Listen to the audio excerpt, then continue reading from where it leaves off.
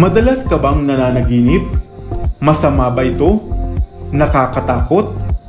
Maganda? O mga bagay o pangyayaring hindi mo inaakala? Maraming nagsasabi na ang panaginip raw ay kabaliktaran ng katotohanang nagaganap sa realidad ng ating buhay. Subalit ang katotohanan, ang ating mga panaginip ay bintana ng ating kamalayan na kaugnay ng ating mga iniisip, saloobin at hikain at mga binabalak sa buhay. Mga bagay na ating pinoproblema at laging laman ng ating mga isipan at maging sa ating pagtulog nga ay laman ito ng ating mga panaginip. Hello, what's up? Your best here. Kaya naman halika dahil sa videong ito ay pag-uusapan natin at iisa-isahin ang bawat kahulugan ng inyong panaginip na kaugnay ng tubig o katubigan.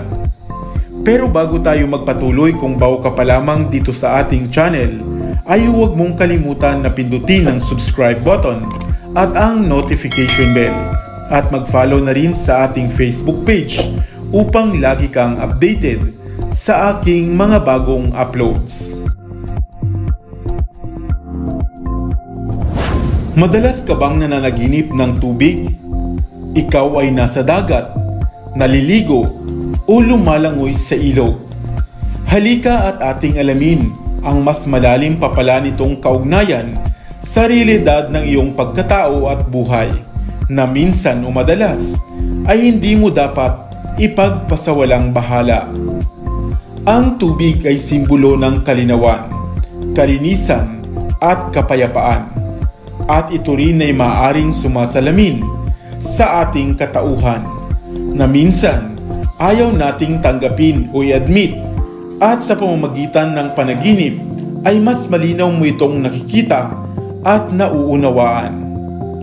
Number 1. Panaginip ng malalaking alon.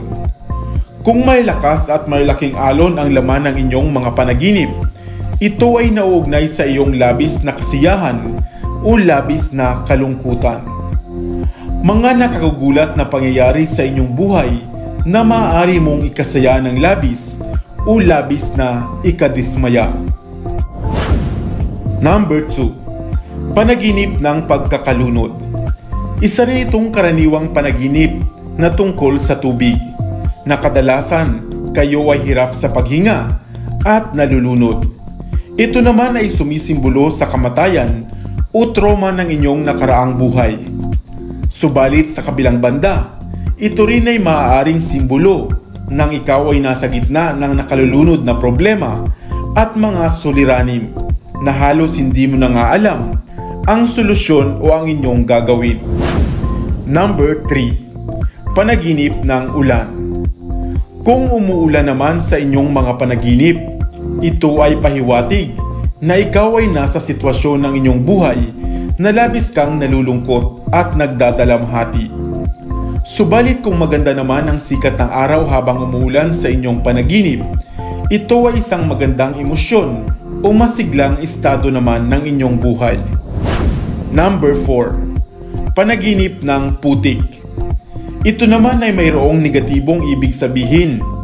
Ibig sabihin sa inyong realidad na buhay, maaaring nalulungkot o nagdaramdam ka, mapasapera man yan, pamilya o pag-ibig, na labis mo ngang ikinalulungkot araw-araw.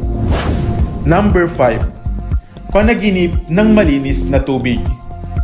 Kung ang maputik na panaginip ay negatibo ang kahulugan, ang malinis na tubig naman ay simbolo ng kalinawan. Hindi ng inyong paningin, kundi ng inyong emosyonal na estado ng pag-iisip o pagdidesisyon sa buhay. Ibig sabihin, nauunawaan ninyo ang mga bagay-bagay at pangyayari sa inyong buhay. Number 6. Panaginip ng naka-stack na tubig. Ito man ay isang malawak na lawa o tubig sa aquarium ay maaaring nagpapahiwatig na ikaw bilang individual ay nagpipigil sa inyong totoong nararamdaman na maaaring nakabubuti sa iyo o nakasasama sa inyong mental na kalusugan. Kaya nga, dapat mo itong bigyan ng pansin.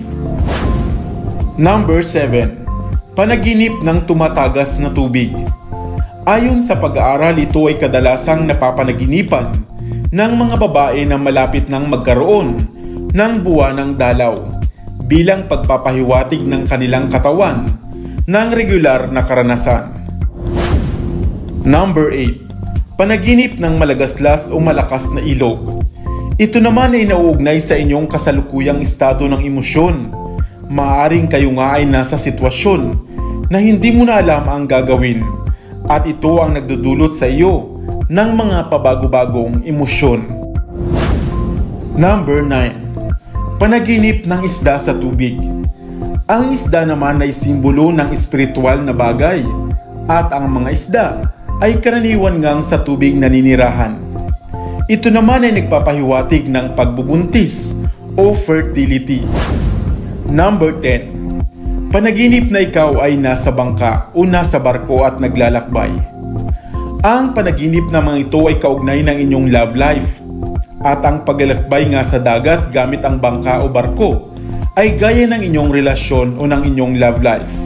Kung ito ay kalmado o maalon, ay maaaring sumisimbolo sa estado ng inyong emosyon ukol sa inyong pagsasama. Number 11. Panaginip ng paghinga sa ilalim ng tubig.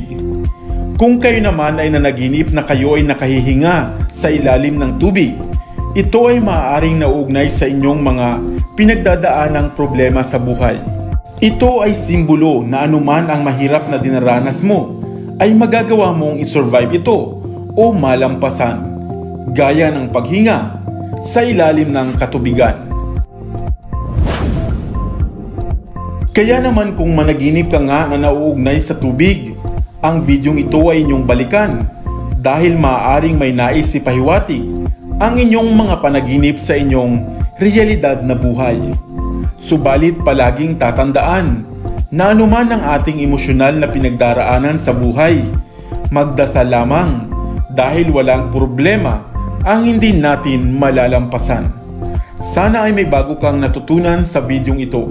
Iwan ka naman ng comment sa comment section sa ibaba. I-like at i-share mo na rin para naman sa kaalaman ng iba.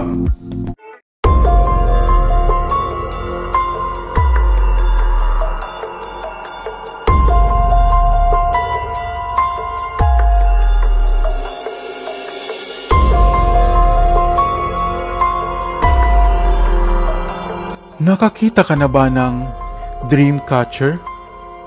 Alam mo ba ang totoong gamit nito? At alam mo rin ba ang misteryong bumabalot sa bagay na ito? Hello, what's up? Your best here. Sa video na ito ay pag-usapan natin ang pinagmulan, gamit at misteryong bumabalot sa dream catcher na ito. Kung sakaling mapadpad ka sa mga liblib na pamayanan at komunidad, ay madalas kang makakakita ng mga bagay na ito na madalas kang isinasabit sa may higaan o sa may bintana ng isang tahanan. Isang bagay na pabilog at animoy bahay ng gagamba na sinasabitan pa nga ng mga balahibo ng ibon. Subalit ano nga ba talaga ang dream catcher? Ang dream catcher ay orihinal na nag-ugat sa sinaunang kultura ng mga taga-hilagang bahagi ng Amerika. Asabikeshin, isang salitang Ojibwe o makalumang lengguwaheng Algonquian na ang ibig sabihin ay gagamba. Ito ay habing kamay na sanga ng kahoy na pabilog at bumuo ng animoy sapot ng gagamba sa gitnang bahagi nito. Ito ay mayroon ding mga sagradong bagay gaya ng beads at balahibo. Noong una, ito ay para lamang sa sanggol. Ibinibitin ito sa gilid ng kanilang mga kuna o higaan bilang proteksyon. Kaya ito ay maaring tawaging ding spiderweb charm. Nakilala ang bagay na ito at lumaganap nga mga taong 1960s to 1970s sa panahon ng Pan-Indian movements. At mas tinangkilik pa nga noong mga late 1980s. Subalit bakit nga kaya ginagamit na proteksyon ang Dreamcatcher o animoy sapot ng gagamba? Ayon kasi sa makalumang alamat at paniniwala ng mga Ojibwe, ang spiderweb charm ay mula sa kanilang diyosa o anito ng mga gagamba, na kung tawagin ay si Asibikashi. Si Asibikashi di umano ang tagapagbantay ng mga sanggol habang ito ay natutulog, upang hindi ito malapitan ng mga masamang elemento. At dahil nga sa lumaganap na ang paniniwalang ito, sinasabing hindi na magawa pang bantayan ni Asibikashi ang lahat ng mga iba pang sanggol. Kaya naman, ang mga matatanda ay nagpasyang maghabi ng animoy sapot ng gagamba gamit ang mga sanga ng willow. Ang Dreamcatcher ay simbolo ng pag-asa at kagamutan para naman sa isang tribo sa Minnesota. At hanggang sa kasalukuyan nga, pati dito sa atin sa Pilipinas ay na-adapt na natin ang paniniwalang ito.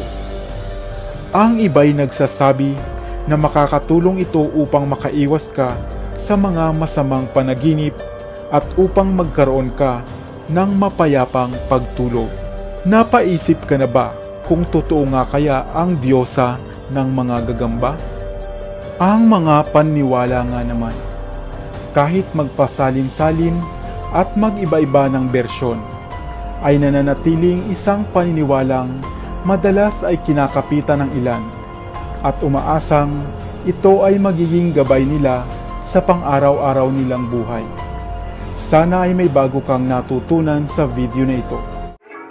Dito na sa Best TV, tayo ay matuto, utak mapuno ng bagong kaalaman. Dito na sa Best TV, tayo ay lumibot, lihim na mundo ay ating matuklasan. Dito yan sa Best TV, dito yan sa Best TV, dito yan sa Best TV. Sapagkat ang mga laki may alam, dito yan sa Best TV. Tara bes, sabay-sabay tayo na matuto, pagkat dito sa mundo lamang ang siyang marunong. Ating utak salinan ng panibagong dunong, mga bagay na sa buhay ay makakatulong, mga sikretong kalikasan